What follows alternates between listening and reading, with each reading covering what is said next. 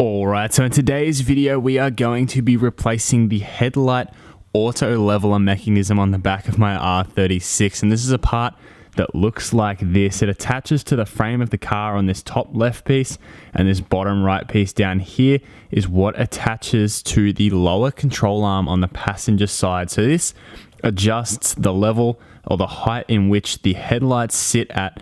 So I snapped this when I installed the rear springs. I left it out of the video, but basically this joint right here in the middle is snapped in half. My headlights are pointing in nowhere near the right direction, but in today's video I'm going to show you how to replace that. I'm going to jack the car up from the rear frame of the car here and support it with some jack stands. I'll be using the Tool Pro 3-ton low profile jack, and I thank Supercheap Auto very much for sending this out for me to do a review of. It's been so far a very, very solid jack, so I'm going to be using that and of course supporting the frame of the car with a jack stand as well. So make sure you do that and chock the front wheels when you do this as well. We want to make sure we take every safety step and precaution we can so we don't injure ourselves while we're working on the car. With that being said though, let's use the jack to jack up the car and then support the frame, take the wheel off and take a look at what the part is that we need to remove. Alright, so we now have the jack under the frame of the car in the perfect position. We've begun to jack it up, but before we lift that wheel off the ground, we are going to loosen all of the wheel nuts. So let's quickly do that. Once this is up in the air, this is a very hard job to do by hand unless you have some sort of air impact wrench or similar. Alright, so we've now loosened the wheel nuts. Let's jack the car up.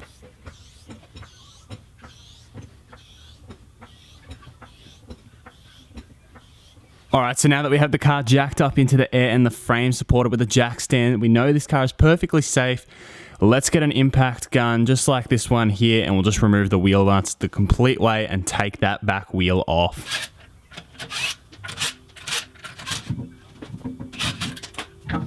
Now that we've got the wheel off, let's go and find the part that we need to replace. Alright, so I've been forced to switch to my phone camera because there's no way I'd get my big camera under here.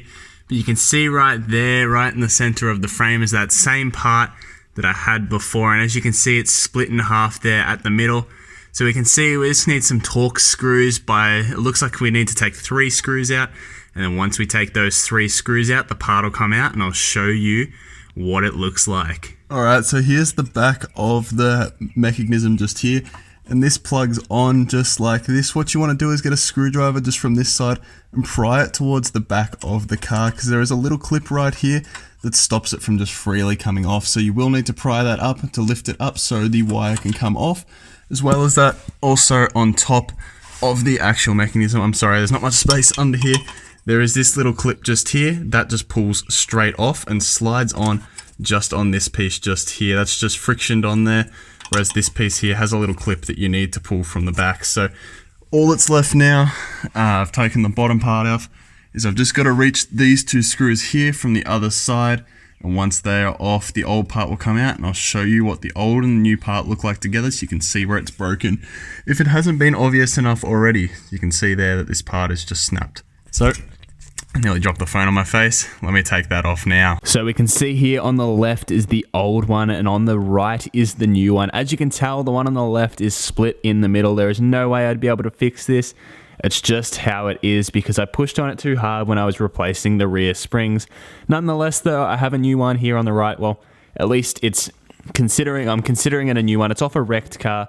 Basically, there was some that were on AliExpress for about $70 and I figured that it wouldn't be well. I looked on the Owners Club and people were saying that those were throwing codes and I really didn't want to have to deal with that.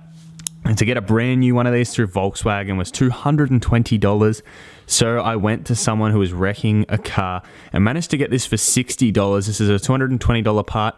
Their car had only done 60,000 kilometers. Mine's only done 45,000 kilometers. So it's a little bit older, done a little bit more work than the existing one had, but at least it's in one piece and I can finally drive the car again at nighttime. So just a tip as well, the top bolts are extremely hard to get out. And I mean like extremely hard. I am not looking forward to putting these back in, although I think I'm just going to stick it up there, plug it in, get all 3 bolts started by hand, because once they're loose, you can do them by hand. So tighten them all to the tightest setting by hand, and then just tighten them down with the little wrench I was working with. So I'm going to get that back under the car and installed, and then we'll be able to show you the headlights working again at the perfect level. Thank God I can finally drive it at night again. Alright, so it's definitely much easier to get this back on than it is to take it off. You'll need a little thing like this. This is a T25, I believe it is.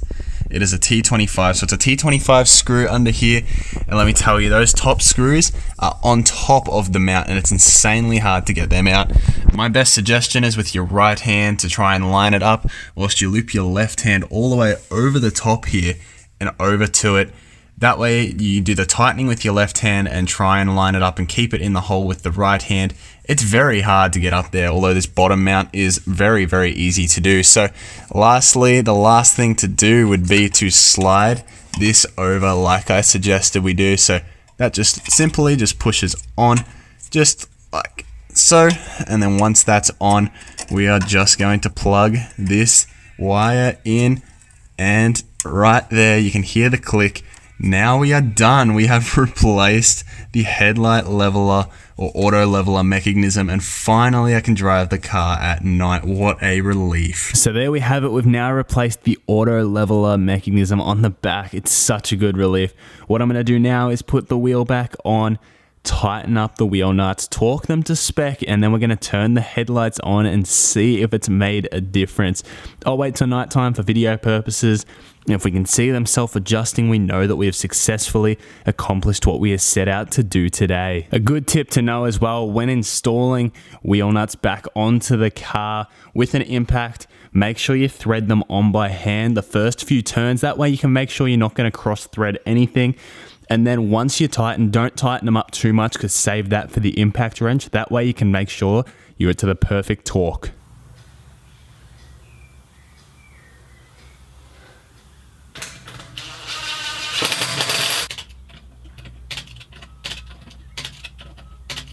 Alright, so it's finally dark outside, and I know the car has to be on for the headlights to auto level, so let's turn it on, and then we'll turn the headlights on and see if this has worked.